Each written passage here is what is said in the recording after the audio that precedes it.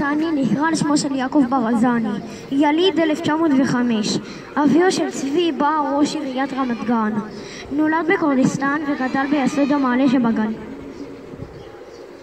לכפר יונה הגיע על סוסה חמוש בנשק, והתושבים של כפר יונה חשבו אותו בתחילה לבדואי מהגליל.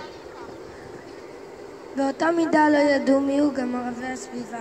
ברזני לא ירבה במילים, אך כאשר ראו אותו מסייר עם מוריס פישר, הבינו כי הוא השומר של היישוב. הוא למד בשקדנות ולפרטי פרטים את האזור וידע על כל ריב וסכסוך שפרץ בסביבה. ברזני היה מחכה בין השיחים למי שניסה להרוס את השדות ואת השתילים של פרדסי כפר יונה. הוא דיבר ערבית, שיחק כבן הגליל, היה אמיץ לב וערבי הסביבה פחדו ממנו וכיבדו אותו. עם הגעתו פחתו המקרים של חדירת ערבים לשדות כפר יונה. גבורתו הייתה לשם דבר בכל האזור.